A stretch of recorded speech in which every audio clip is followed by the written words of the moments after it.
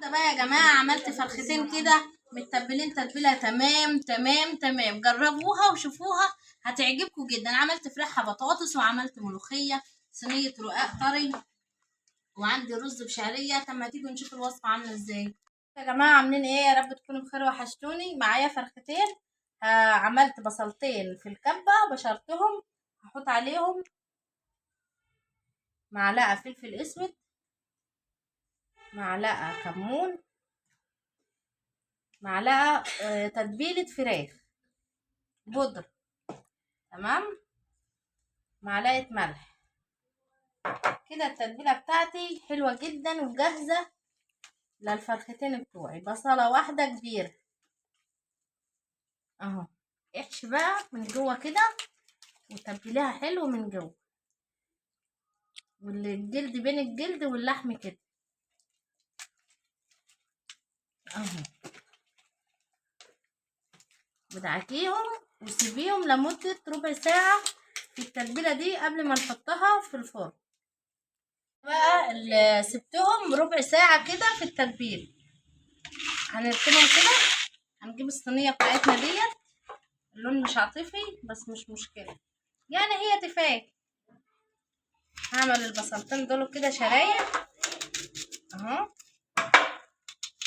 بصلتين 2 بس. حابة تكتري براحتك، حابة تعملي زيي دي حاجة ترجعلك. المهم احنا بنعمل حاجة تدينا طعم وجبة شكلها حلو في الصينية. معايا برضو 4 حبايات من البطاطس مقطعاهم طرنشات. غسلتهم كويس وهحطهم بقى ايه في الصينية بتاعتي اهو. رص بقى عشوائي براحتك زي ما انت حابه. هناخد الاول كده لو سمحت الطماطم.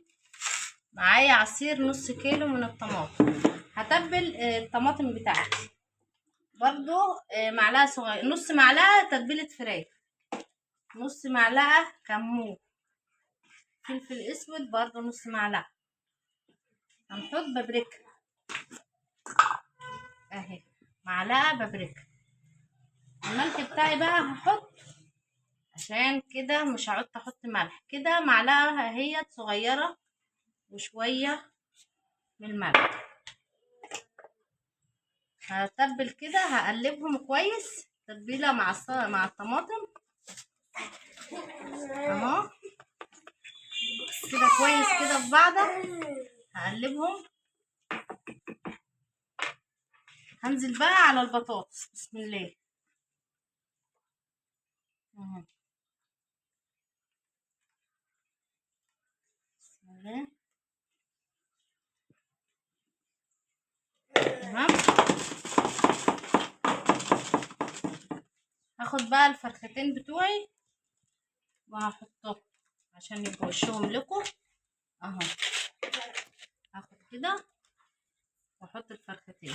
التتبيله اللي فايضه منهم هحطهم برضه، يعني البصلايه كده تمام.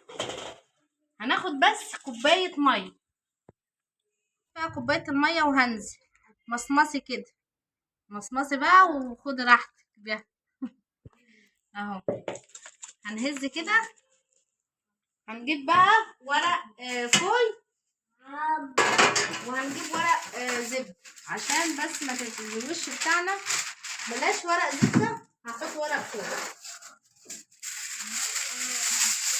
وهغطي وهحطها في الفرن لمدة ساعة ونص في الفرن. طبعا درجة الحرارة بتاعة الفرن ما تبقاش عالية قوي علشان البطاطس ما تنشفش وتتحرق معاكي، وبرده مش تبقى واطية قوي اللي احنا نقعد لنا 3 ساعات. لا، احنا عايزينها ساعة ونص او ساعة بالظبط.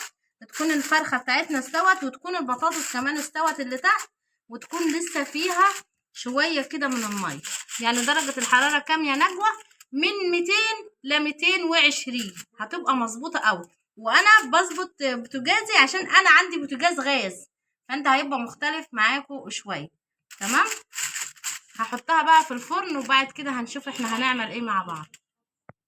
فيها كده زي يعني ايه ربع كوباية من الزيت، وهنزل بكوباية وربع من الشعرية. تمام. هنحمر بقى عشان هنعمل شويه رز بشعريه كده مع الفرختين بتوعنا. الشعريه بتاعتنا بدات تحمر اهي. هنحط بقى فصين توم مقطعينهم قطع صغيره، حلوه قوي على فكره. ما بتتحط الشعريه بتديها طعم وبتدي الرز اساسا اللي هو بالشعريه طعم، تمام. ومعايا شويه كده من الفلفل الاسود برضو بتخلي الرز حلو والشعريه حلوه وريحتها اساسا. يعني انت تاكلي الرز بالشعريه ده حفل واحد. هغسل بقى الرز بتاعي واجيبه احط عليه. فصلت وانا بحط الرز، معلش يعني. طبعا انا قلبت الرز بتاعي كده في الشعريه كويس اهوت. هحط عليه بقى الملح، بسم الله. هنحط كده معلقه كبيره من الملح.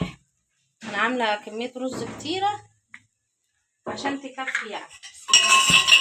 الميه مغليه بقى بتبقى حلوه، بتخلي الرز يقوم معاكي وبتخليه يعني ايه مفلفل وحلو. هنظبط القعد بتاعنا وهنقلب الرز كده ونغطي عليه بقى ونسيبه يستوي. بقى مفلفل وحلو ازاي شايفين. انا هغرفه بقى اهوت. هغرف الرز بتاعي كده. انا جهزت الاكل بتاعي كله وخلصت. فين بقى كده الغدا بتاعنا. عملت فراخ وملوخيه بس مش حبيت ان انا اشغلكم عشان عملتها معاكم كذا مره. الرز بشعريه بتاعي والبطاطس اساسي هو والفرختين اهوت، بسم الله ما شاء الله عليهم. ادي انتوا شايفين. عملت بقى صينيه رقاق فريحه اهي. يعني صينيه رقاق كده حطيتها عملتها في ريح الاكل. الفرخه بتاعتي الفرختين شايفين بسم الله الرحمن الرحيم مستويه وتمام خالص. اهي البطاطس شايفين اهي. يعني البطاطسايه ما شاء الله عليها. في نفس الوقت برضو الصلصه لسه موجوده. يعني ظبطنا ده وده. وادي الفيديو بتاع النهارده ويا رب يكون عجبكم واشوفكم على الف خير في فيديو جديد. لو اول مره بتشوفونا انا اسمي نجوى ابراهيم. مش تنسوا بقى تصلوا على النبي عليه الصلاه والسلام. مش تنسوا تعملوا لايك واشتراك للقناه وتفعلوا الجرس عشان يوصلكم مني كل جديد.